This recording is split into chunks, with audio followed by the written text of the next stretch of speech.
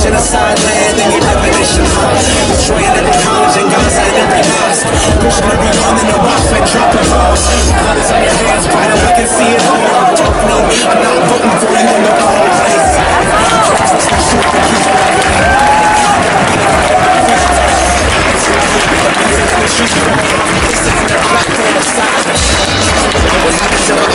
You gotta say, focus on the label, you can trust me today. I'll be fine with it, just the heart at my page. I wanna see spot, fuck a response from Drake. What you willing to risk? What you willing to give? What if you were in Gaza? What if those were your kids? If the West was pretending that you didn't exist, you want the world to stand up, and the students finally did. Listen.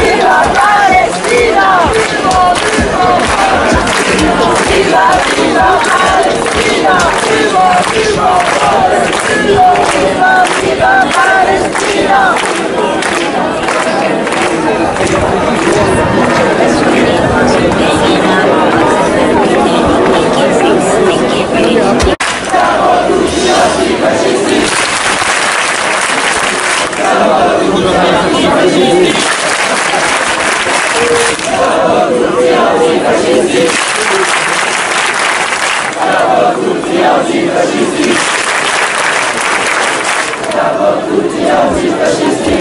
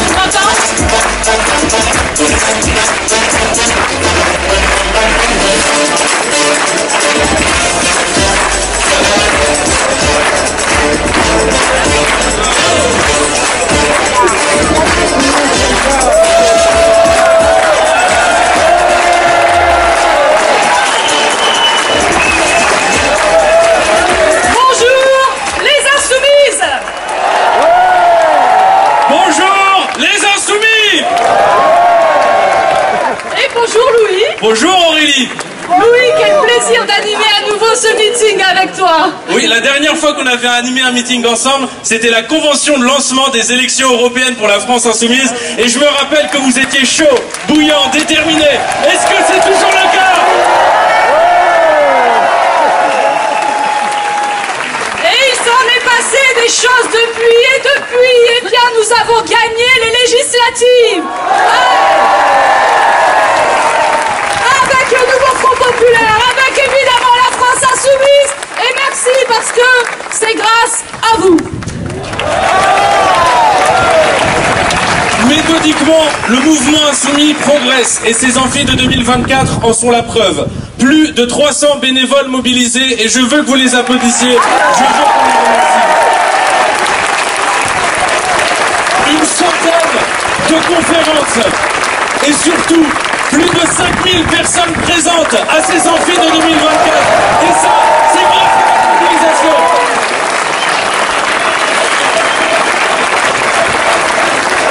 Et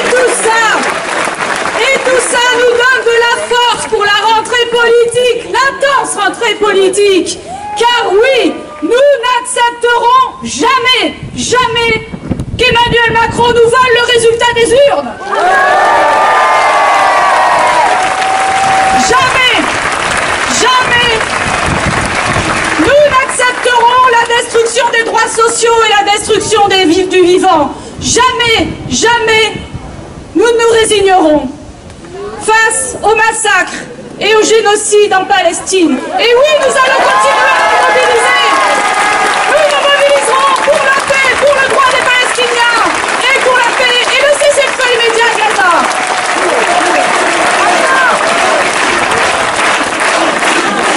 Alors maintenant, je vous demande d'accueillir chaleureusement celui qui a été élu plus jeune parlementaire de toute l'histoire de France en 2022. Il a fait 22 000 kilomètres pour venir s'adresser à vous. Il vient de Polynésie. Il est représentant indépendantiste à l'Assemblée polynésienne. Je vous demande d'accueillir chaleureusement Tematai Le Gaïk.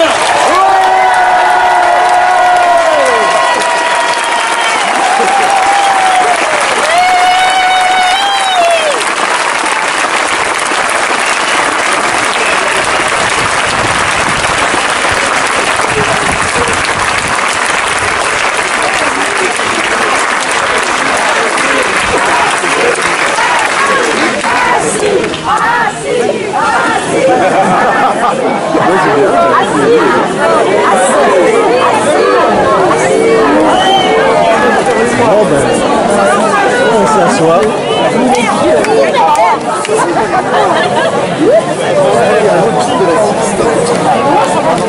Chers amis, sœurs et frères de lutte, humanistes dans l'âme, c'est avec respect et humilité que je me dresse devant vous ce matin avec émotion et responsabilité.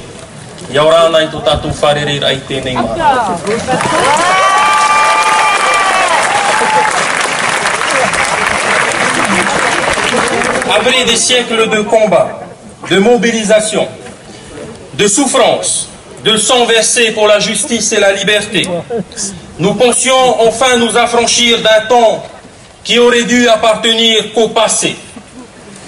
Mais le passé nous rattrape, à moins que ce soit nous qui n'arrivions pas à nous extraire d'un éternel recommencement. Comment est-ce possible de reproduire les erreurs du passé, alors que le principe d'une civilisation est que de génération en génération, les réussites sont encensées et les échecs mis en alerte afin de ne plus les reproduire.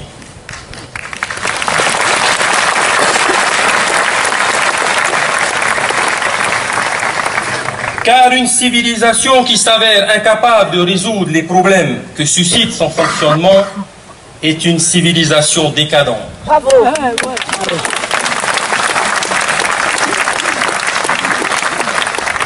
Ces mots ne sont pas les miens, ils sont d'Aimé Césaire. 70 ans après, ces mots qui ont su trouver racine sur des terres de partage, d'autres ont préféré ignorer, afin que le soleil impérial puisse ne jamais se coucher. Faites-en le deuil, le soleil est déjà au crépuscule depuis bien longtemps.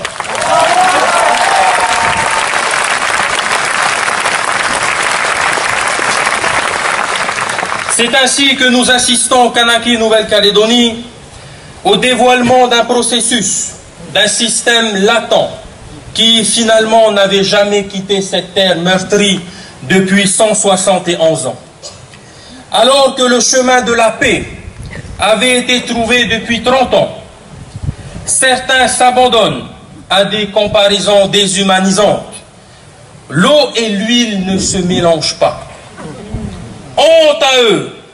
Honte à ceux qui ont mis de l'huile sur le feu pour justifier la partition, pour justifier le cloisonnement, pour justifier l'apartheid en Kanaki Nouvelle-Calédonie, plutôt que l'humilité de mettre fin à un système qui continue de déshumaniser.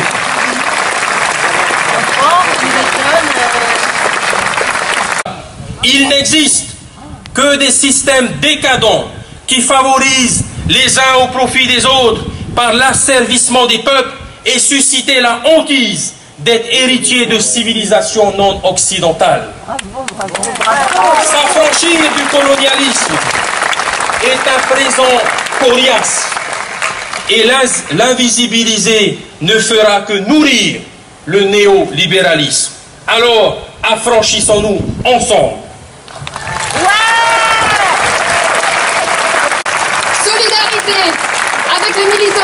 Avec les militants qui s'opposent au projet ICOP de Total Energy en Ouganda et en Tanzanie. Solidarité avec les enfants de Gaza qui, en plus de voir leur famille décimée, doivent contempler leurs terres dévastées et rendues inhabitables pour des années à venir à cause des bombes israéliennes, de leur lot de métaux lourds et produits toxiques. Et enfin, solidarité avec nos compatriotes aux Antilles qui demandent justice et réparation contre le chlordécone.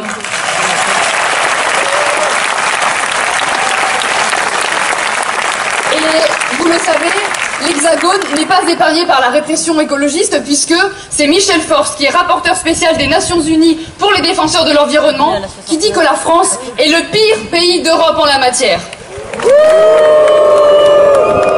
C'était la dernière usine automobile de Seine-Saint-Denis, l'EMA France. Des centaines d'ouvriers, de familles sacrifiées sur l'autel d'une multinationale, Stellantis, sur l'autel d'un patron et de ses profits mirobolants, Carlos Tavares, sur l'autel de délocalisation, des ouvriers qui se battent en grève depuis 4 mois,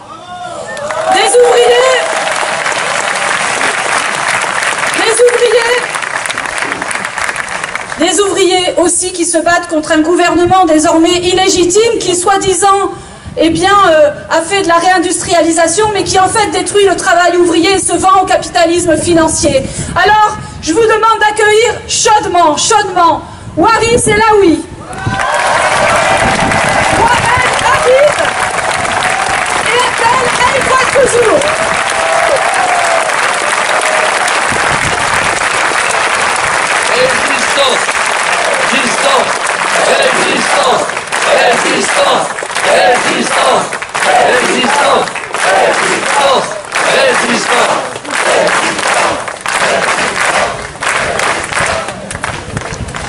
Bonjour à vous tous, membres du nouveau Front Populaire.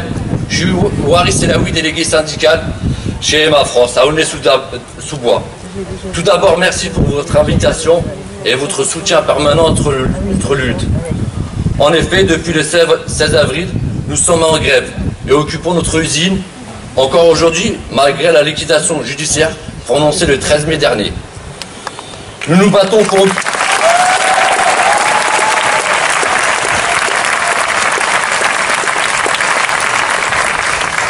Nous nous battons pour obtenir une sortie digne de ce nom et refusons le traitement qu'on nous a infligé. Le patronat couvert par les lois Macron se croit permis de jeter à la rue ses salariés comme bon lui semble. Eh bien non, ça ne se passera pas comme ça. Alors quelle solution pour nous et pour tous les salariés en difficulté? C'est changer les lois, changer la politique du travail. Pour cela, pas de miracle. Ça ne se fera pas avec le gouvernement actuel.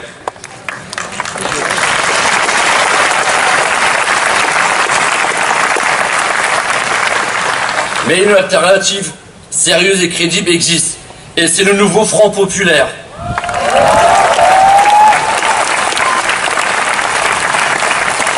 Le résultat des dernières élections législatives est sans appel. Les Français ne veulent plus de la Macronie et la défaite présidentielle est sans doute plus puissante sans la politique de désistement d'une AFP afin de faire barrage à l'extrême droite.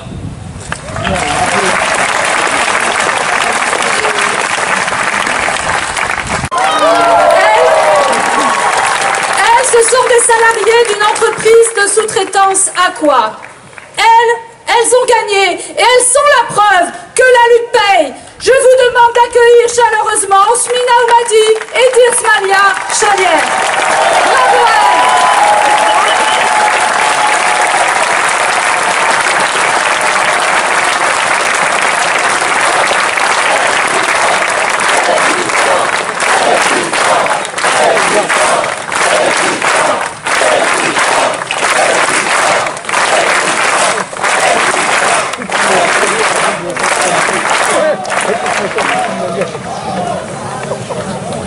Bonjour tout le monde.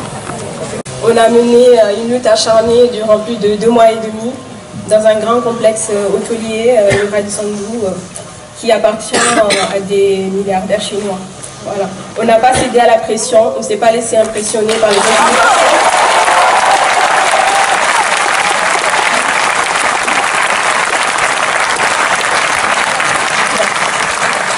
On n'a pas cédé à la pression, on s'est battu jusqu'au bout, on a cru en nous et à nos convictions et on a pu parvenir à cet objectif aujourd'hui, c'est-à-dire on a gagné cette lutte.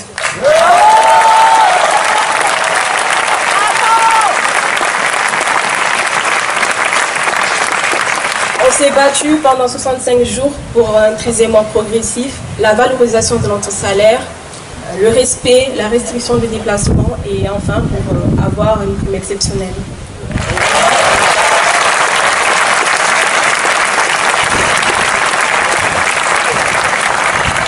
Cette victoire, on la doit à des soutiens comme vous. C'est grâce à vous qu'on a pu obtenir gain de cause.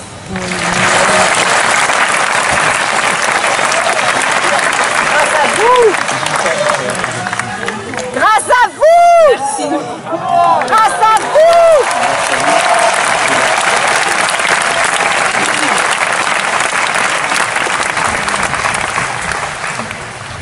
C'est dans les luttes que des droits se gagnent. Et grâce à vous, on a pu obtenir de la part de nos employés, de nos employeurs ainsi que de Radisson du respect. Et la peur a changé de camp. Merci.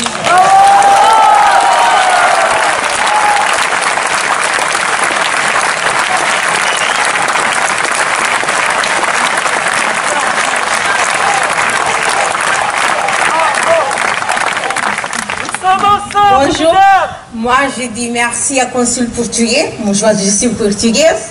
Je dis merci à mon famille, c'est catastrophe la maison. C'est 7 jours pour semaine, tous les jours de grève, 2 mois et quelque chose. Après moi je dis merci à Hérodou Pété, aussi à Annabelle Rodrigues, c'est le même politique que vous, qu'elle est me dit bonjour, beaucoup. Après, moi, je dis merci à mon collègue Signo Baessa, qui fait part des SOS Racisme aussi. Après, moi, je dis merci à toutes femmes que c'est courageuse, que travaillent 7 jours pour semaine pour accueillir les familles. Nous êtes femmes.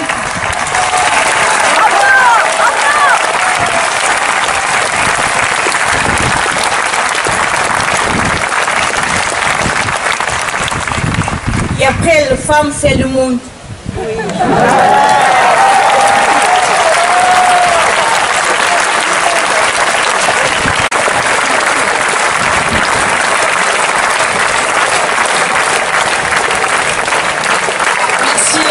Merci à toutes et tous, chers amis, chers camarades.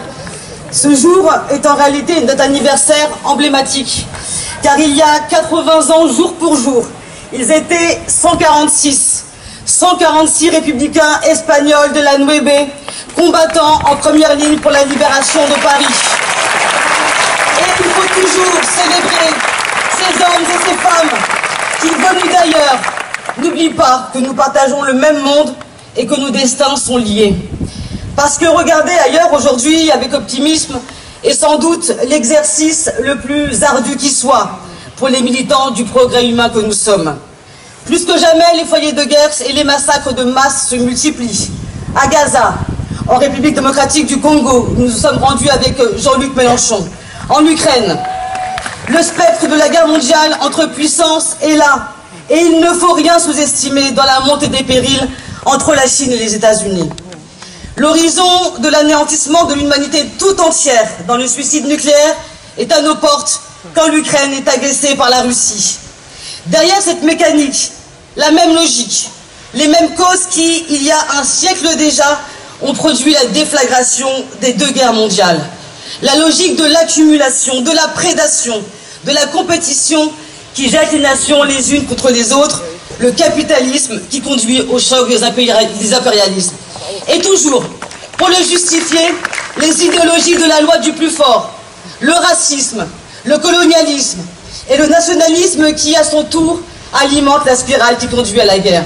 Et c'est le plus grand de nos combats, c'est de briser ce cercle de la haine et de substituer le dialogue à la guerre de tous contre tous. Je parle de la coopération internationale, la vraie, celle qui est basée sur un droit international universel et qui ne soit pas à géométrie variable. Parce que quand le gouvernement israélien sera coupable de crimes contre l'humanité, où sont les embargos sur les ventes d'armes? Où sont les bonnes armes pour exiger un cessez-le-feu qui n'est devenu qu'un slogan creux, alors que des enfants sont assassinés tous les jours à Gaza dans une pollution collective sans fin? Et alors, face à cette morale qui a failli, le silence n'est pas une option. La mobilisation est impérative pour les insoumis de France et d'ailleurs, et il y en a. Car, n'en déplaise aux complices et apologistes des crimes contre l'humanité commis en Palestine, chacune de nos voix, chacune de nos mobilisations prépare la défaite politique des criminels de guerre. Alors comment aux citoyennes et aux citoyens qui se lèvent face à la complicité et des soutiens professionnels au massacre dans les grandes villes, dans les sous-préfectures, en banlieue, dans les bourgs, dans les universités, les insoumis ont toujours été là, à leur côté. Ils et elles nous disent, comme Jean Jaurès, nous en sommes venus au temps où l'humanité ne peut plus vivre avec dans sa cave le cadavre d'un peuple assassiné. C'est pourquoi toutes et tous, nous avons un rôle majeur à jouer à l'échelle du monde et de l'histoire, parce qu'un autre monde est possible. Chacune et chacun d'entre nous, en travaillant à la réalisation de la révolution citoyenne, participe à façonner une France qui pourra user enfin de son influence pour le faire émerger.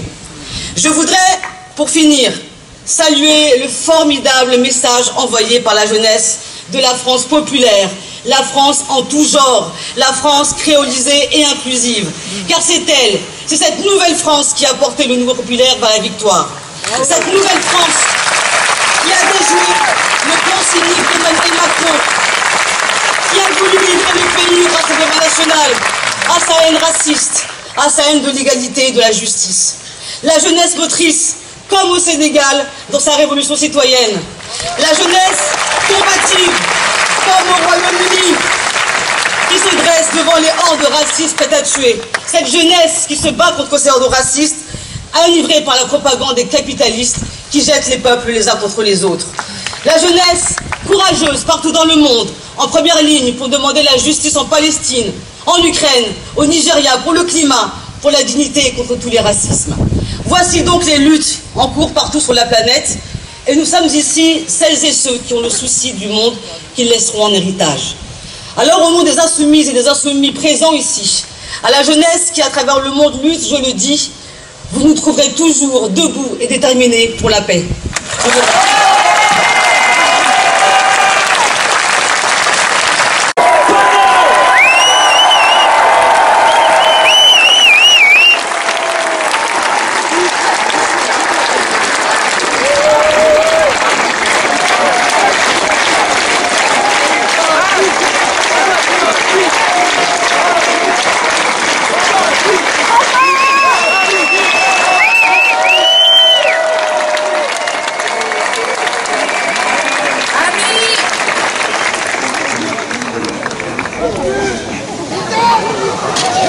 Depuis le 7 juillet, la France s'est retrouvée.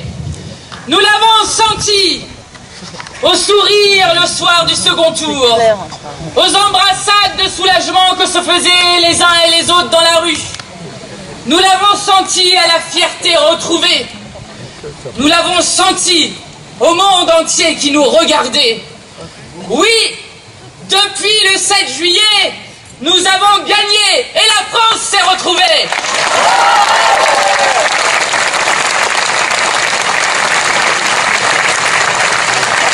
Nous avons gagné les élections législatives grâce à une mobilisation exceptionnelle de toutes celles et ceux que les puissants ne cessent de mépriser, de stigmatiser, d'appauvrir. Gloire à cette jeunesse si malmenée qui s'est autant mobilisée. Gloire aux quartiers populaires discriminés qui se sont rendus aux urnes si massivement. Gloire aux militants associatifs, aux syndicalistes, aux militants politiques que vous êtes. Et à l'ensemble des centaines de milliers de citoyennes et de citoyens qui partout dans le pays sont allés voir leurs voisins, leurs familles, se sont toutes et tous déplacés aux urnes, à la fois pour faire battre l'extrême droite et pour défaire Macron. Bravo! Oui. La France s'est retrouvée et ce sont les exploités, les humiliés, les opprimés, les essentiels qui ont sauvé la République.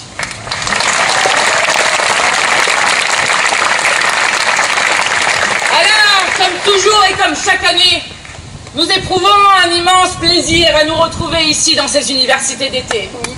Mais cette année est particulière, car pour la première fois de notre histoire commune, pour la première fois des 8 ans d'existence de la France insoumise, nous sommes majoritaires dans les urnes.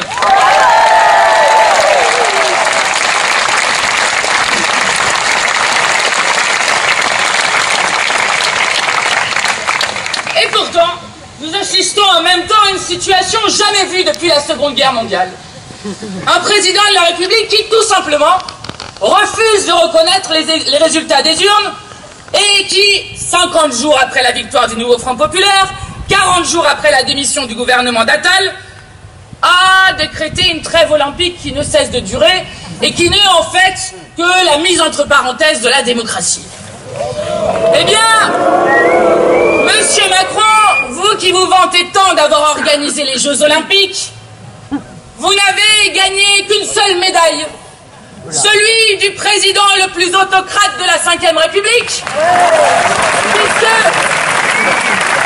jusqu'alors, dans la Ve République, le plus long gouvernement démissionnaire était de 9 jours maximum. Et Monsieur Macron, non seulement vous avez gagné la médaille du plus grand autocrate de la Ve République, mais aussi de la 4e République, puisque nous avons dépassé le temps maximal d'un gouvernement démissionnaire qui, dans la 4e République, était un record établi à 38 jours. Or, nous sommes aujourd'hui à 40 jours et Emmanuel Macron n'a toujours pas nommé Lucie Castet à Matignon.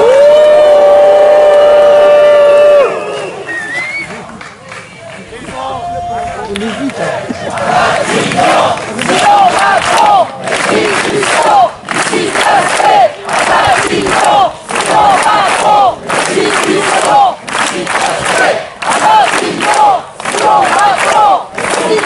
Tout à fait, sinon Macron destitution. Parce que Emmanuel Macron est en train de placer la France à l'avant-garde des pays de la fin du projet démocratique où finalement le vote ne compte plus. La souveraineté populaire pourtant inscrite partout dans un pacte commun, là aussi ne compte plus. Et la presse internationale ne s'y trompe pas. Je vais vous lire ce que dit la presse internationale sur la situation française. Vous avez un magazine britannique qui dit « Le blocage politique est simplement une nouvelle manifestation de la pratique verticale d'Emmanuel Macron, de ce Jupiter roi des dieux, de maître des horloges autoproclamé. » Et le magazine et le journaliste continuent en disant et en comparant l'attitude d'Emmanuel Macron à celle de Jules César, systématiquement en retard au-dessus des institutions. Ensuite, vous prenez le journal suisse Le Temps, qui parle d'une attente et d'un retard qui rend le climat politique français, je cite, délétère. Puis vous passez en Italie, dans la Repubblica, qui décrit ainsi l'attitude d'Emmanuel Macron. Si nous voulons que tout reste tel quel, il faut que tout change. Puis vous avez Die Zeit, un hebdomadaire allemand, qui dit « Macron fait comme s'il avait les pleins pouvoirs, il viole tous les usages démocratiques, notamment celui selon lequel la formation qui a le plus de députés à l'Assemblée nationale est appelée à gouverner sans attendre. Il se comporte comme un puissant vainqueur des élections.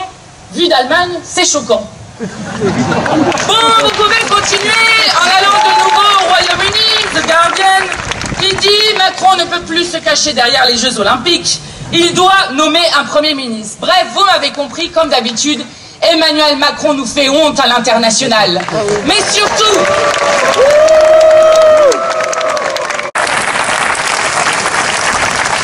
Bon, donc vous avez compris, on ne peut pas renverser le gouvernement. Ça embête ses amis les milliardaires. Et puis, surtout, un argument qui revient toujours, c'est... Bon, de toute façon, lorsqu'il y aura un gouvernement du nouveau Front Populaire, eh bien, les macronistes le censureront immédiatement. Mais je crois, mes petits cocos, que vous n'avez pas compris la difficulté devant laquelle vous êtes.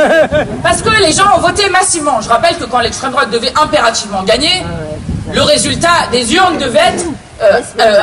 de manière qui ne puisse pas être contestée. Incontestable, disait-il sur l'ensemble des plateaux. Alors maintenant que le nouveau Front Populaire a gagné, d'un coup, ça devient contestable. Bon, et donc, ils disent qu'ils vont faire une motion de censure. Nous avons déjà annoncé ce que nous allons faire au début de notre gouvernement. Nous allons commencer par abroger la réforme de la retraite à 64 ans et les 2 ans de vie volés aux Français.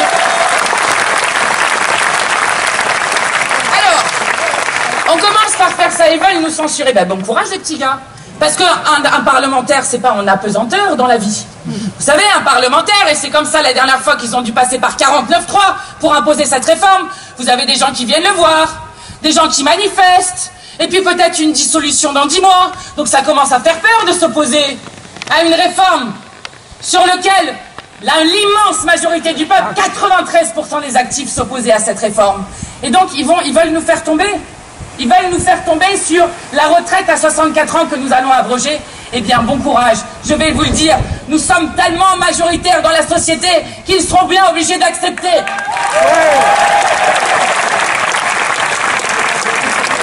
Et ce qu'ils ne savent pas, c'est qu'il y en a beaucoup d'autres. Quand nous regardons dans la nouvelle composition de l'Assemblée nationale, nous sommes majoritaires et donc nous pouvons gouverner.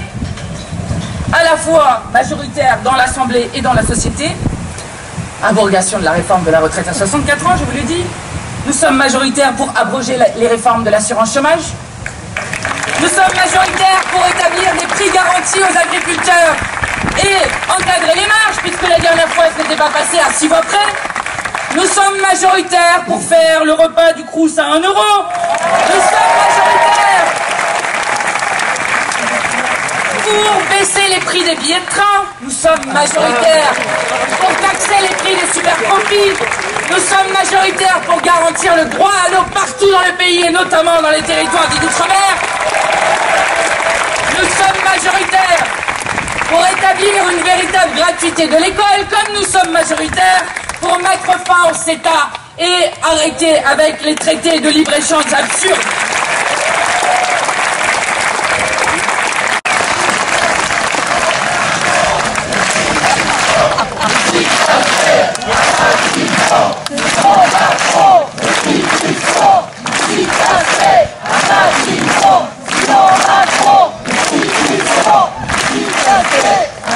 Parce que la France a un problème. Et ce problème, contrairement à ce que pensent certains, ce n'est pas le nouveau Front populaire. Ce problème s'appelle Emmanuel Macron. Et donc, s'il y a une personne à déloger dans ce pays, c'est le locataire de l'Élysée. Oui, notre devoir est de faire échouer ce coup de force. Et je le dis à l'Assemblée nationale, nous avons commencé à imposer une cohabitation à Yaël Braun-Pivet, présidente de l'Assemblée, réalisez bien quand même, qui n'est présidente de l'Assemblée que parce qu'il y a eu 17 ministres qui ont dû démissionner juste avant pour pouvoir être sur les bancs et pour pouvoir voter, et que pour la première fois de toute notre histoire, l'élection de Yaël Braun-Pivet s'étant fait à 13 voix d'écart par rapport au candidat du nouveau Front populaire, et bien pour la première fois, c'est parce qu'il y a des ministres démissionnaires, là aussi en violation de la séparation des pouvoirs, que Madame Yaël Braun-Pivet a pu être élue. Et puis ensuite, le lendemain, il y a eu le vote du bureau. Et lors du vote du bureau, eh bien, le nouveau Front populaire est arrivé majoritaire dans ce bureau.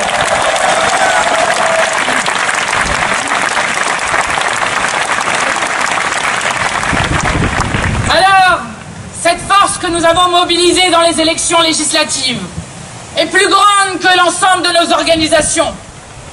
Cette force nous oblige.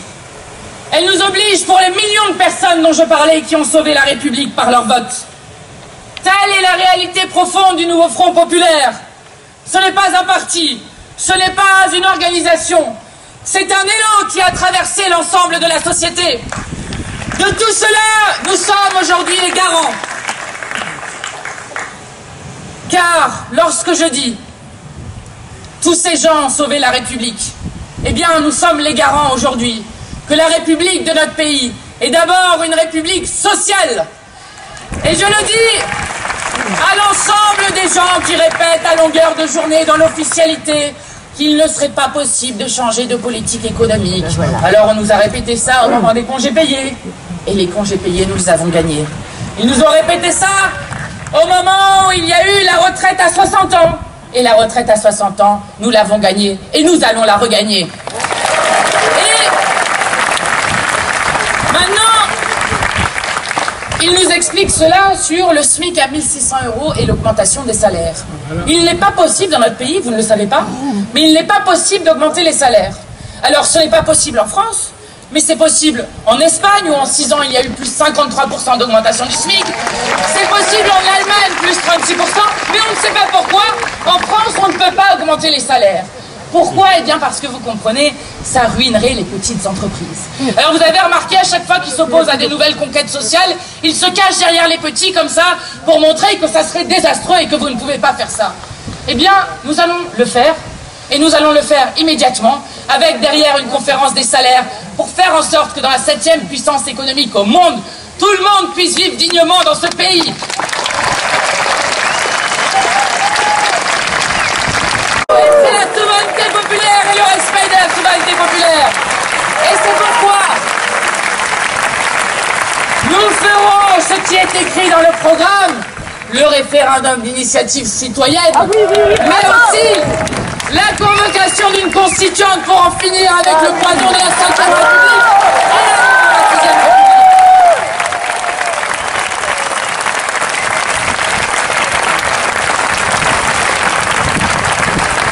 Mais l'idéal républicain, c'est aussi la paix. Et je dois dire à quel point je suis fier d'appartenir à un mouvement politique qui jamais n'a baissé la voix face au génocide en cours à Gaza, qui jamais n'a cédé aux pressions ni aux intimidations,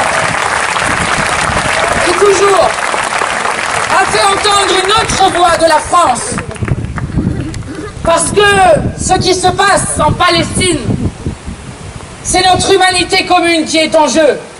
Lorsqu'on bombarde des hôpitaux, lorsqu'on bombarde des écoles, lorsque un mot a été inventé en Palestine pour désigner un phénomène nouveau, ce nombre d'enfants qui se retrouvent sans famille aucune et que les soignants entre eux déterminent par un terme pour expliquer qu'ils n'ont plus aucune famille. Ce sont ces mêmes soignants qui se retrouvent à côté de ces enfants pour leur tenir la main lorsqu'il y a le dernier soupir, parce que plus personne n'est là, ni pour leur tenir la main, ni pour les enterrer. Ce sont ces soignants qui doivent amputer des enfants comme ils n'ont jamais fait dans leur vie. Ce sont ces soignants qui sont pris pour cible, comme les journalistes d'ailleurs, puisque nous sommes sur le conflit le plus meurtrier depuis au moins 30 ans. Ce sont ces soignants qui travaillent avec les travailleurs, notamment des Nations Unies, dont le génocide en cours à Gaza est le conflit le plus meurtrier de toute l'histoire de l'organisation. Eh bien oui, nous n'aurons jamais à rougir devant l'histoire, de ne jamais nous taire, de ne jamais laisser la Palestine disparaître. Et le 8 septembre, nous serons en manifestation aux côtés des associations, des collectifs, des syndicats, pour dire ça suffit.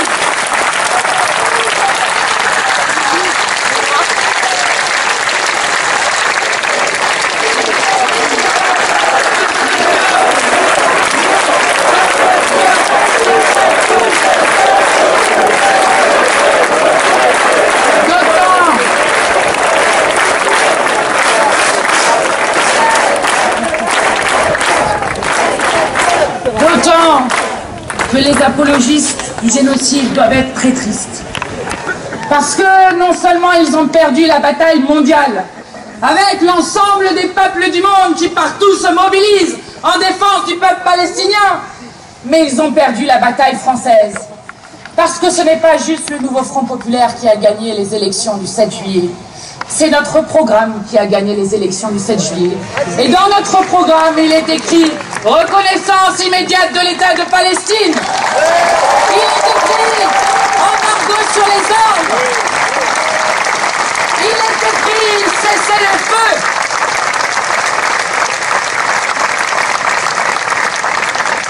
Oui, nous sommes fiers de jamais n'avoir lâché ce sujet. Et je vous le dis ici solennellement, jamais nous ne laisserons le peuple palestinien se faire génocider en silence. Enfin, la République, c'est l'unité du peuple français.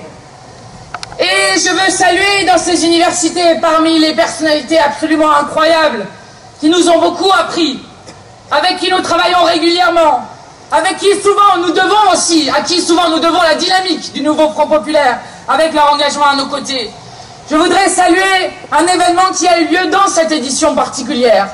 La venue pour la première fois d'Assa Traoré, figure de la lutte antiraciste, figure de la lutte contre les violences policières, et qui a dit qu'elle venait pour la première fois dans une université d'été et qu'elle avait choisi de venir dans celle de la France Insoumise, parce que la France Insoumise assumait le combat antiraciste. Eh bien, dans notre programme, là aussi, se trouve le récépissé contre les contrôles aux faciès, parce que nous n'accepterons jamais que dès le plus jeune âge, des jeunes garçons se retrouvent sans cesse suspectés, contrôlés, à qui on fait comprendre qu'ils ne seraient en quelque sorte pas chez eux. Et qui, à la fin, eh bien, ce sont ces violences policières, du plus grave au moins grave, ce sont ces violences policières qui détruisent la République. Et nous avons dit ensemble, aux élections législatives, que ces violences policières étaient finies, que l'impunité policière était finie, et que nous voulions si puissamment vivre ensemble, quelle que soit notre couleur de peau, notre religion, nos origines, parce que la France est une nation politique, autour de sa devise liberté, égalité, fraternité, pas une nation ethnique comme elle rêve de nous faire croire l'extrême droite. Oui, l'antiracisme est au cœur de la stratégie de lutte contre l'extrême droite que nous devons mener. Parce que si le pays a été en état d'alerte pendant ces élections législatives, eh bien, il ne faut pas baisser la garde. car à la fin, je vous parlais des macronistes qui s'écroulent au fur et à mesure, car à la fin, oui, Jean-Luc Mélenchon avait raison. Ce sera eux les fascistes ou nous, et on a intérêt à ce que ce soit nous. Alors, Emmanuel Macron pense qu'il est génial dans son palais élyséen. Mais je le dis solennellement au président de la République, le génie de la France, c'est son peuple. Et c'est ce peuple qui a fait la démonstration qu'on pouvait déjouer tous les pronostics. Rappelez-vous-en, il n'y a aucune fatalité, contrairement à ce qu'on vous raconte partout, à ce que l'extrême droite prenne un jour le pouvoir dans ce pays. Il n'y a aucune fatalité, et vous l'avez prouvé, par la mobilisation extraordinaire de ce peuple qui a été s'emparer des urnes et qui a quand même déjoué 27 sondages dont tous donnaient l'extrême droite en tête et jamais aucun le nouveau Front Populaire en tête.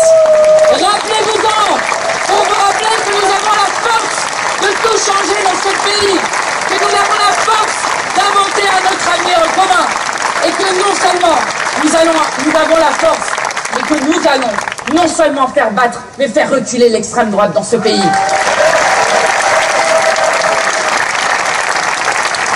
Alors pour terminer, je ne sais pas si certains se rappellent, mais dans les amphis derniers, je vous rappelais les mots terribles qui font écho à ce présent des franquistes espagnols qui disaient « Vive la mort » en rentrant dans des bâtiments publics. Nous leur opposons toujours la réponse des républicains espagnols qui disaient et qui criaient « Vive la vie, à bas la mort !»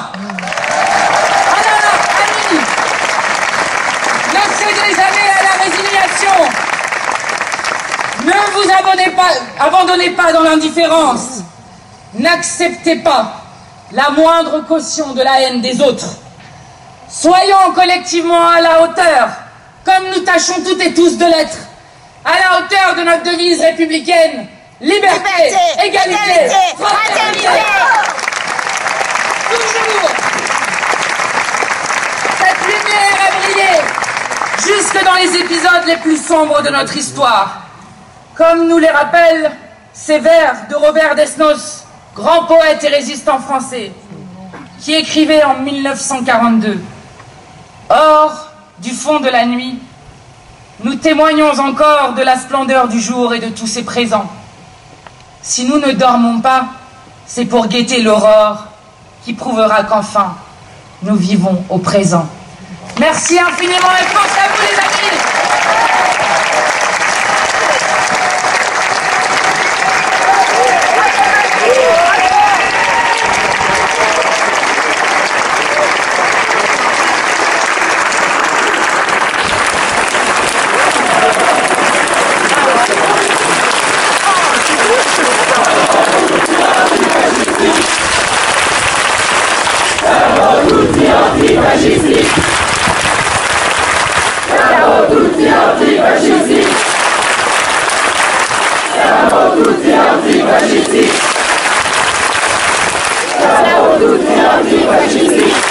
C'est difficile d'arrêter ça, hein.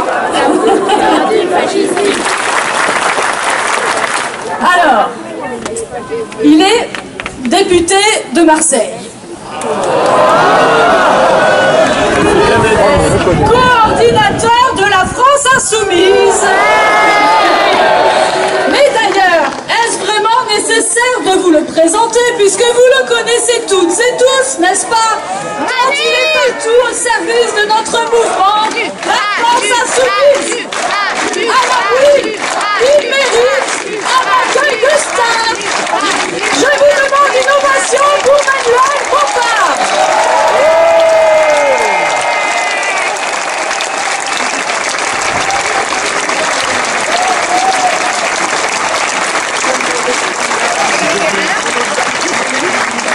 Merci beaucoup pour cet accueil. Merci beaucoup pour votre présence. Merci beaucoup pour votre chaleur et pour votre détermination. Oh, pardon. Et permettez-moi juste avant de commencer de dire, je crois en notre nom à toutes et tous, notre soutien à nos compatriotes de confession juive après l'incendie criminel de la synagogue de la Grande Mosquée.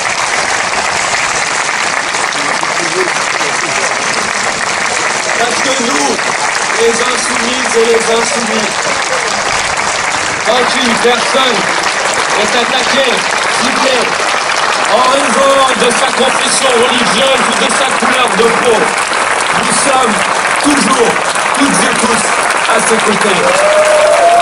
Et je voudrais vous dire à quel point il est odieux et insupportable de voir des responsables politiques essayer en quelque sorte de faire porter à la France insoumise une quelconque responsabilité dans cet acte insupportable. Parce que face à l'antisémitisme, parce que face au racisme, on ne se divise pas pour des minables intérêts politiciens. On fait front et on fait bloc. Que ça soit dit une bonne fois pour toutes. Je voudrais remercier l'ensemble de nos camarades, des équipes du siège de la France Insoumise, des Insoumis de Valence, de la Drôme, de la région, des équipes d'organisation de ces amphis qui ont été encore une fois un très beau succès. Je voudrais saluer la centaine de bénévoles, l'ensemble des intervenantes et des intervenants qui nous ont fait l'honneur de participer à nos travaux. Et en particulier, je voudrais qu'on fasse un hommage à une personne qui est ici sur cette tribune. Je parle de M. Aïb Dafé, secrétaire général du PASTEF, député à l'Assemblée nationale du Sénégal. Aïb est député à l'Assemblée nationale du Sénégal. Et à travers Aïb, je voudrais qu'on envoie un message de soutien au peuple sénégalais qui a repris le pouvoir et ouvert une nouvelle page de son histoire. Merci Aïb de ta présence. Merci de nous avoir reçus avec Jean-Luc Mélenchon au Sénégal. Vous le savez, ces amphis ont été à nouveau un très grand succès. Ce sont près de 5000 personnes qui sont venues participer à nos travaux depuis jeudi pour se retrouver, pour se former, pour préparer ensemble les batailles de la rentrée. Et le succès de ces amphis est à l'image de la dynamique de la France insoumise. Depuis le 1er janvier de l'année 2024, nous sommes 70 000 de plus à avoir rejoint le mouvement insoumis. Depuis le 1er janvier 2024, nous sommes 25 000 de plus à avoir rejoint les groupes d'action pour militer au quotidien à la France insoumise. Avec 100 000 personnes engagées dans les groupes d'action de la France insoumise, soyez conscientes et conscients d'appartenir aujourd'hui au mouvement politique le plus important de notre pays, le plus nombreux, le plus mobilisé, le plus déterminé. Et je ne peux pas ne pas vous partager un peu de mon émotion et de ma fierté après avoir entendu les camarades qui se sont succédés avant moi pour prendre la parole. Parce qu'on se disait, avec Jean-Luc qui était à côté de moi, on se disait, mais quel beau mouvement la France insoumise, quel beau groupe parlementaire, ces élus, ces personnalités qui sont venues aussi pour témoigner des luttes, des combats qu'ils mènent dans la société. Quelle fierté de les avoir avec nous. Et cette fierté, je l'ai ressentie et je la partage avec vous. Et dire ça, c'est pas seulement faire des salutations formelles comme on fait à chaque fois ou des remerciements formels. Parce que je suis conscient, et vous en êtes conscient, j'en suis certain, vous aussi, que c'est cette force de la France insoumise, parce qu'elle s'est plongée à fond dans la bataille après la destitution de dissolution par Emmanuel Macron. C'est cette force de la France insoumise qui a permis la victoire du nouveau Front populaire aux élections législatives. C'est cette force de la France insoumise qui d'abord, parce qu'en politique on a toujours tendance à voir le dernier événement, sans se rappeler qu'il y a eu d'autres événements avant. C'est d'abord cette force de la France insoumise qui s'est déployée dans la campagne des élections européennes, dont je veux saluer également le rôle qu'a joué notre camarade Manon Aubry en menant cette belle liste aux élections européennes. Et il y a un an, quand on discutait dans ces amphis de cette élection européenne, on disait notre objectif, ça va être de ramener dans le vote des centaines, des millions de personnes qui d'habitude se désintéressent de cette élection européenne. Et vous aviez des gens qui nous disaient, facile à dire, mais vous n'y arriverez pas, c'est trop compliqué, l'élection européenne c'est trop lointain pour beaucoup de gens. Et on a réussi. Pas totalement sans doute, mais on a réussi. On a gagné 1 million de voix par rapport à l'élection européenne de 2019. Et vous le savez comme moi, on a rencontré des centaines de millions de personnes qui nous ont dit, d'habitude, je vote pas à l'élection européenne. Mais cette fois, je vais y aller. Parce que je sais que cette fois, en votant pour la liste menée par la France insoumise, je vais envoyer un message clair, notamment un message pour la paix, un message pour dire qu'on va envoyer au Parlement européen des personnes qui se ne laisseront pas faire, qui diront les choses franchement. On va envoyer au Parlement européen notre camarade eurodéputé Rima Hassan, encore ciblé, et à qui je veux dire mon soutien et ma solidarité.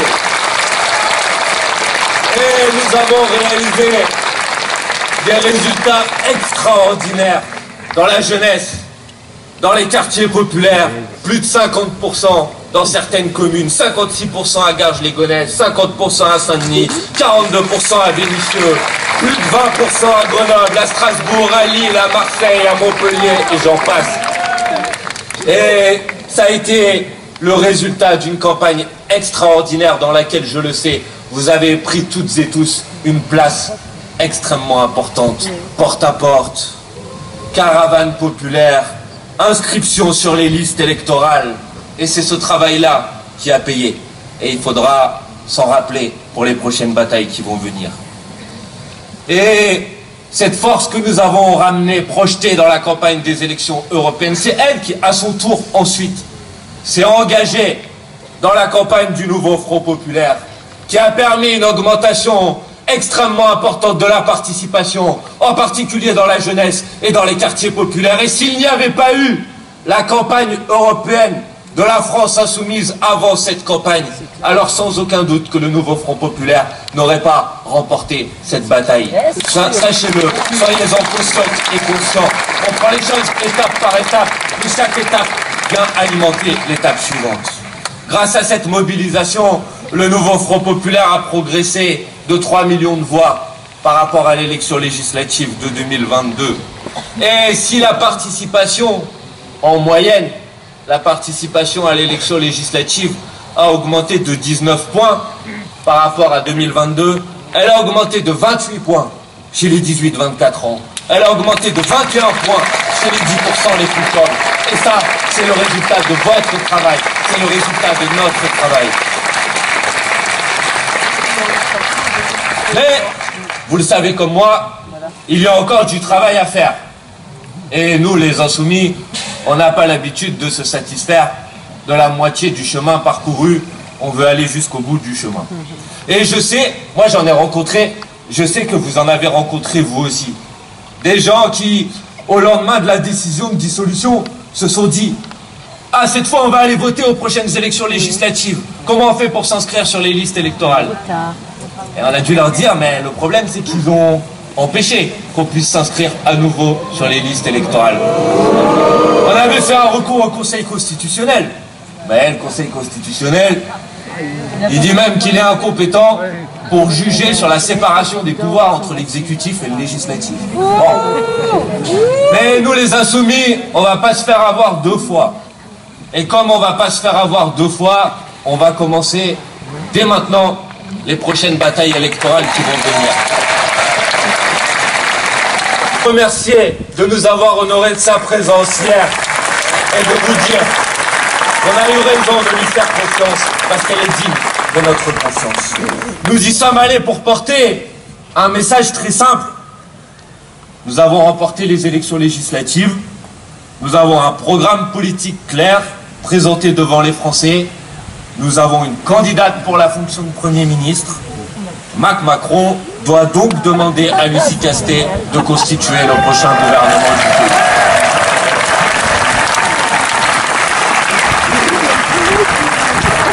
Mais Macron a du mal avec la démocratie.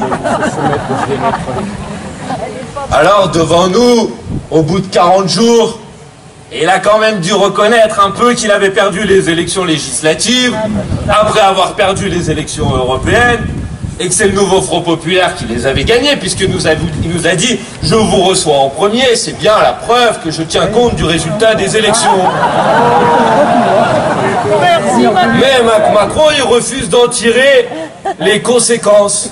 Il s'accroche, il voudrait choisir lui-même la coalition qui devrait gouverner le pays demain, vous l'avez vu comme moi. Alors il cherche des prétextes. Des insoumis au gouvernement? Non, ligne rouge. Ah bon? Mais peut-être qu'il aurait été honnête de le dire aux électrices et aux électeurs au second tour, quand les insoumis ont retiré leur candidature pour empêcher l'extrême droite de s'emparer. Parce que dans 39 circonscriptions, un candidat de la France insoumise s'est désisté face à un candidat de la République en marche pour empêcher l'extrême droite de disposer de la majorité absolue à l'Assemblée nationale.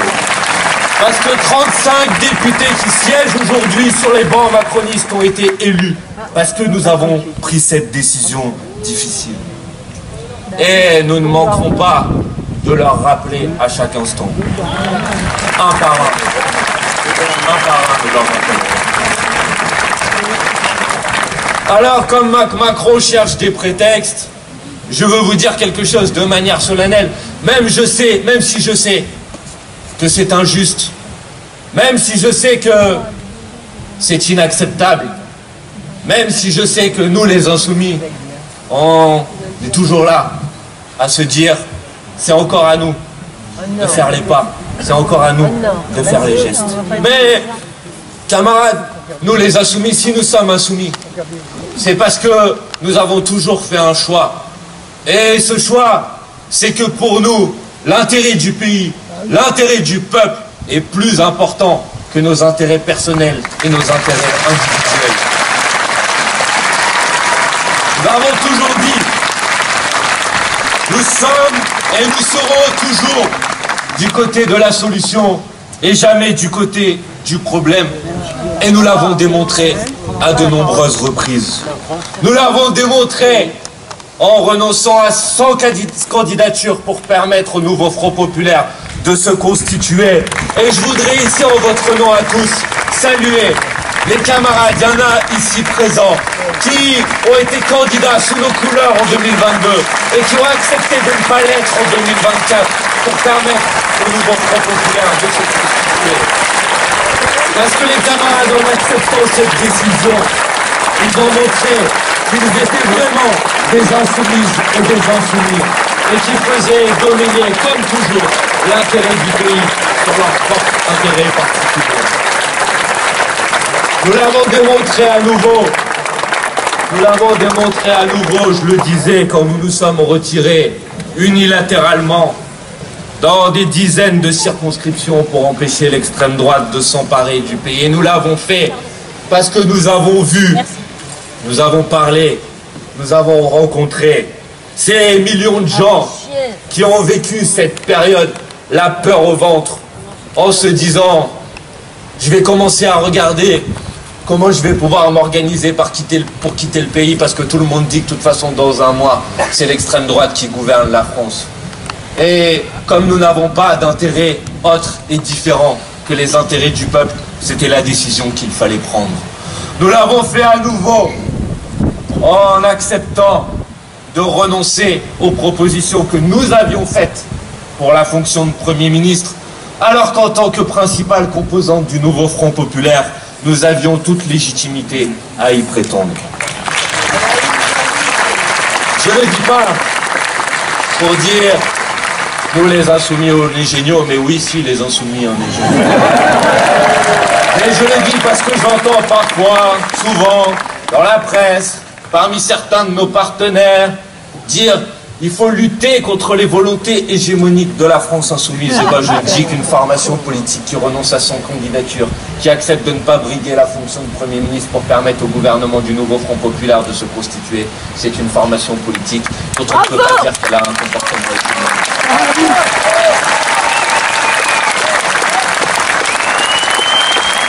Alors c'est pourquoi hier Jean-Luc Mélenchon, en notre nom à tous, a posé une question. Et je veux reposer à nouveau cette question. Parce que pour l'instant, j'ai pas bien entendu la réponse à cette question. La question, elle est simple. Elle pourrait permettre d'avoir une réponse simple. D'habitude, les macronistes, ils ont tendance, dès qu'on bouge un doigt, un orteil, ils ont tendance à sortir tout de suite, à dire « Oh, les insoumis !» Donc là, on a posé une question, peut-être qu'on va avoir une réponse. La question, c'est la suivante. Elle s'adresse aux représentants des 3 groupes macronistes de l'ex-minorité présidentielle. Est-ce qu'ils s'engagent à ne pas censurer un gouvernement de Lucie Casté s'il n'y avait pas de ministre insoumis et à la laisser mettre en œuvre le programme du nouveau Front Populaire? Voilà la question que nous leur posons.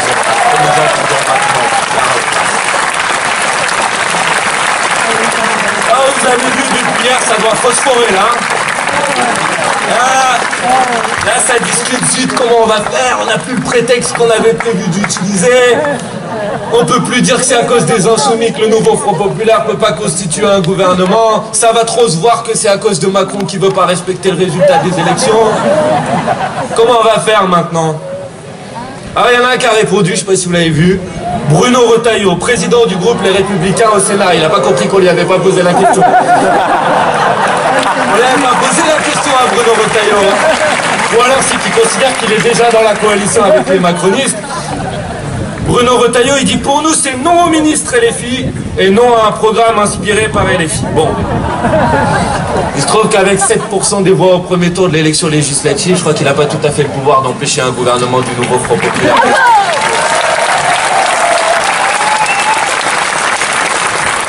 Dommage pour lui. Il aurait mieux fait de rien dire. Et puis après, il y a les députés macronistes qui craquent. Comme ça, ils discutent, et ils attendent pas, ils n'y arrivent pas, et ça donne quelques pépites. Alors, il y en a une, elle est extraordinaire. Jean-René Cazeneuve, député du Gers.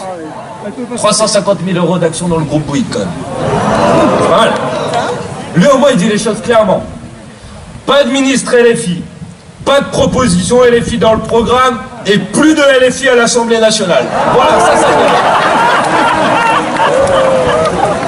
Il a oublié de proposer de fermer l'Assemblée nationale et de confier directement les pleins pouvoirs à Macron, ça serait peut-être plus simple. Je dis ça en rigolant, mes amis, mais sachez quand même que la dernière fois en France qu'une personne avait demandé l'exclusion d'un groupe parlementaire de l'Assemblée nationale, c'était en 1940. Et Jean-René Cazeneuve devrait s'en rappeler. Camarades, je vous ai dit, sur le ton amusé, les tentatives, les manœuvres du président de la République pour nous empêcher de gouverner le pays, mais en vérité, c'est pas drôle. En vérité, ça donne pas envie de rigoler. Parce qu'en attendant, le pays perd du temps. Parce qu'il y a urgence. Parce qu'il y a des choses à faire tout de suite. Parce qu'il y a des millions de gens qui ont voté pour le programme du nouveau Front Populaire et qui attendent qu'il s'applique maintenant, tout de suite. Pas dans 3 mois, pas dans 6 ans, pas dans 15 ans, maintenant, tout de suite. Parce qu'il y a urgence à réparer le bilan d'Emmanuel Macron, qui depuis 10 ans est responsable de la multiplication par 2 du nombre de sans-abri dans notre pays, qui est responsable de la multiplication par 3 du nombre de bénéficiaires de l'aide alimentaire, qui, grâce à lui, à cause de lui, ça dépend pour qui, sous sa politique, alors on a vu la fortune des 500 Français les plus riches passer de 450 milliards à 1200 milliards. Il y a urgence à leur reprendre ce qu'ils nous ont volé à toutes et tous. Il y a urgence à agir avec l'arrivée de la rentrée scolaire. Il y a urgence quand on sait que depuis 2022, le prix des fournitures scolaires a augmenté de plus de 11%, que les fournitures scolaires coûtent jusqu'à 37% plus cher dans les départements et les territoires d'outre-mer. Et si le président de la République avait nommé immédiatement au lendemain des élections législatives le gouvernement du nouveau Front populaire, alors nous aurions dans cette rentrée scolaire les fournitures scolaires gratuites, comme nous nous étions engagés devant les Français et les Français. Et comme nous, les Insoumis, nous sommes bien sûr un mouvement politique engagé en soutien dans les mobilisations, un mouvement qui s'implique dans les batailles électorales, mais aussi un mouvement ancré dans la solidarité concrète avec notre peuple. Je voudrais vous dire et je voudrais appeler les différents groupes d'action du mouvement insoumis d'organiser à nouveau cette année, comme nous l'avions fait l'année dernière, des collectes solidaires de fournitures scolaires pour faire en sorte que nos élèves en France, nos enfants en France, aient de quoi pouvoir étudier dans des bonnes conditions. À la rentrée, c'est 3 élèves par classe qui arriveront toujours à l'école le ventre vide. Et comment peut-on croire que l'on peut bien étudier dans de bonnes conditions le ventre vide? Avec un gouvernement du nouveau Front populaire, nous aurions mis en place immédiatement la cantine gratuite pour toutes et tous. Et c'est un engagement que nous mettrons en place quand le président de la République s'engagera et nommera enfin l'efficacité à Matignon. À la rentrée, on continuera sous Macron, si ça continue comme ça, à fermer des classes. Des enfants continueront à ne pas avoir de professeurs pendant des mois. Mais avec un gouvernement du nouveau Front populaire, nous embaucherons les personnels supplémentaires pour réduire le nombre d'élèves par classe, pour garantir un enseignant devant chaque classe, pour abroger la réforme du solde des savoirs. Nous augmenterons le point d'indice des fonctionnaires. Et c'est pour ce programme qu'ont voté les Françaises et les Français aux dernières élections législatives. Il y a urgence parce qu'à la rentrée, ce sont 100 000 bacheliers qui vont, comme chaque année, renoncer à leur projet d'études supérieures en raison du système Parcoursup. Et avec un gouvernement du nouveau Front populaire, nous abrogerons immédiatement Parcoursup pour permettre à nos jeunes de pouvoir étudier dans de bonnes conditions, de pouvoir choisir la filière de leur choix. Il y a urgence face à la catastrophe écologique, et vous le savez sur ce sujet, encore plus que sur les autres. Chaque jour de perdu est un jour de trop. En 1970, l'humanité vivait à crédit à partir du 29 décembre. Cette année, c'est le 1er août que nous avons déjà prélevé à la planète davantage que ce qu'elle est capable de régénérer. Cet été, nous avons eu encore sous nos yeux les conséquences du changement climatique. La Méditerranée qui se transforme en cocotte minute, les canicules marines, les méga incendies et les feux dévastateurs, comme ceux qu'on a pu voir en Grèce cet été. On ne connaît plus la France dont les gens étaient fiers au moment de la guerre en Irak, quand nous avions dit non, nous sommes le camp de la paix. Et voilà maintenant Macron qui laisse faire le génocide du peuple palestinien sans rien faire. Et avec un gouvernement du nouveau Front populaire, nous mettrons en place immédiatement, comme l'a redit d'ailleurs hier Lucie Castet, des sanctions économiques, un embargo sur les armes pour obtenir le cessez-le-feu immédiat, et nous reconnaîtrons immédiatement l'État de Palestine. Vous voyez, amis camarades, et je n'ai pas pris tous les sujets, il y a urgence, il n'y a plus de temps à perdre.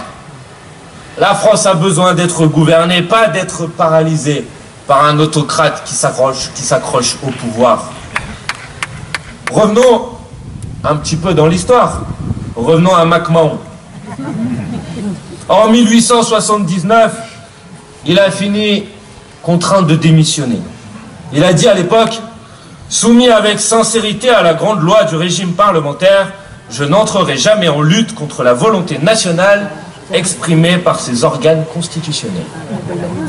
Donc, on va dire les choses franchement à nouveau.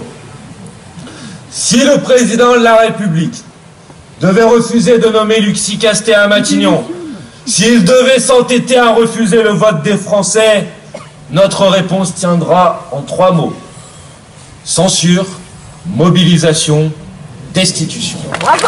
Censure, mobilisation, destitution.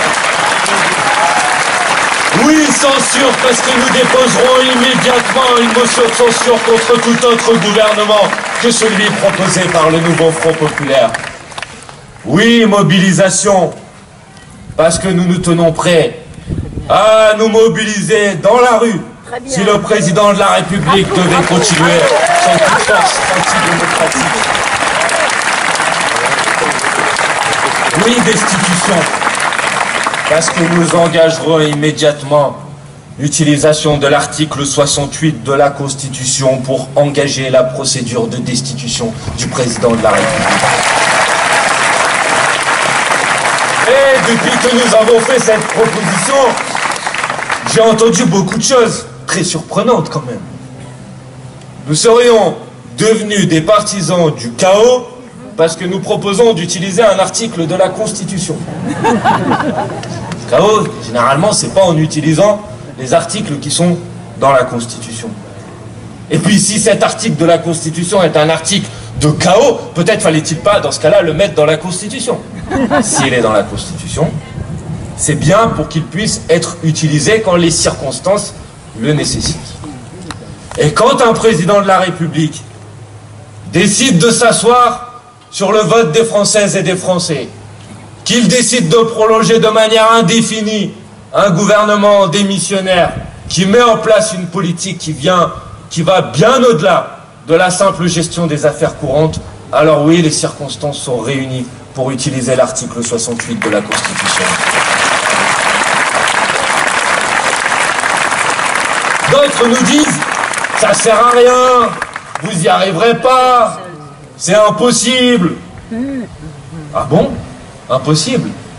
On va prendre les étapes les unes après les autres alors. Pour engager l'article 68 de la Constitution, il faut que ce soit déposé par 1/10 des députés. 1/10 des députés. Ça fait 58 parlementaires, ça tombe bien. Nous les insoumis, nous avons plus de 58 parlementaires. Nous allons pouvoir déposer la demande de destitution du président de la République. Ensuite, cette demande de destitution, elle doit être examinée et votée à la majorité simple au bureau de l'Assemblée nationale. Ça tombe bien. Monsieur Attal, Premier ministre démissionnaire, mais en même temps président de groupe macroniste à l'Assemblée nationale, c'est compliqué quand même de faire les deux. Il n'a pas été très attentif au moment de l'élection du bureau de l'Assemblée nationale. Il a obligé d'appeler les Playmobil pour leur dire qu'il fallait rester et pas aller se coucher le soir de l'élection. Et donc le nouveau Front populaire a une majorité au bureau de l'Assemblée nationale. Et donc si nous déposons cette demande de destitution, parce que contrairement à ce que j'ai lu dans la presse, j'ai bien entendu ce qu'ont dit les autres composantes du nouveau Front populaire. Elles ont dit notre priorité, c'est la cohabitation. D'accord ? Notre priorité, c'est la cohabitation. Nous avons dit, nous souhaitons que Lucie Castet soit nommée à Matignon. Et nous avons dit, si Macron ne le fait pas, nous ferons la destitution. Et donc je vous dis qu'au bureau de l'Assemblée nationale, s'il y a une proposition de destitution qui est déposée par le nouveau Front populaire, elle recevra la majorité des votes au bureau de l'Assemblée nationale. Et ensuite, il faut un vote à la majorité simple de la commission des lois à l'Assemblée nationale. Il paraît qu'à l'Assemblée nationale, il y a d'autres oppositions à Macron que celles du nouveau Front populaire. Bah, ça sera bien une occasion de le vérifier. On va voir à ce moment-là si c'est le cas ou pas. Ensuite, on nous dit qu'il faut un vote des 2/3 parmi l'ensemble des parlementaires. On va prendre la calculette. Et quand on prend la calculette, on se rend compte de quoi? C'est que les députés macronistes des 3 groupes de l'ex-minorité présidentielle, ils constituent moins d'1/3 des députés de l'Assemblée nationale. Et donc il y a bien 2/3 des députés de l'Assemblée nationale qui, normalement, s'ils ne racontent pas d'histoire aux gens quand ils leur parlent, quand ils font des campagnes électorales, normalement, ils sont opposés au président de la République. Et puis ensuite, il doit y avoir le Sénat, me dit-on. Moi, je vous dis que vu la configuration politique du Sénat, si la proposition de destitution a été adoptée par 2/3 des députés à l'Assemblée nationale, il sera adopté par 2/3 des députés au Sénat, parce que alors ça voudra dire qu'à l'Assemblée nationale, ceux qui ont joint leur voix à cette procédure de destitution sont ceux qui disposent de la majorité au Sénat. Voilà la vérité, c'est qu'il existe un chemin pour permettre à cette proposition de destitution, à cette démarche de destitution, de pouvoir être effective. Ah certes, je sais bien, ça ne se fera pas sans pression populaire, ça ne se fera pas sans mobilisation populaire, ça ne se fera pas si les députés, les républicains, les spécialistes de je me cache entre je suis avec Macron ou pas avec Macron, ne ressentent pas dans leur circonscription, dans leur territoire d'élection, la pression du peuple. Parce que cette pression du peuple, elle existe sur ce sujet. Parce que 4 jours après notre proposition, il y avait déjà un sondage, d'habitude ils citent tous les sondages, qui disait qu'un Français sur 2 était d'accord avec cette proposition de destituer le président de la République. Un Français sur 2, quand on a entendu sur tous les plateaux de télévision que de toute façon c'était impossible, que ça servait à rien, franchement ça laisse de la marge pour y parvenir. Mais nous les Insoumis, on ne va pas compter sur les sondages ou sur qui que ce soit pour aller convaincre les gens. Et donc on va dans les prochains jours préparer la mise en place de caravanes de la destitution de Macron.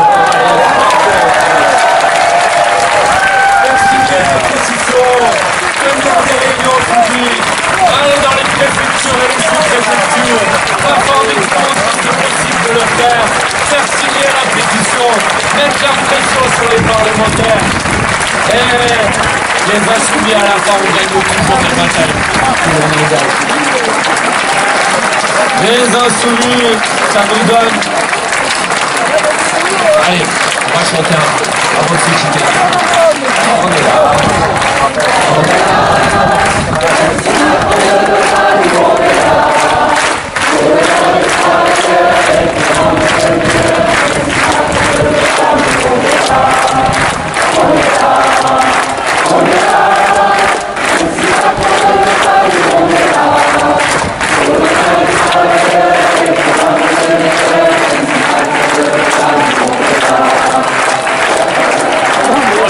Que cette proposition est adoptée largement.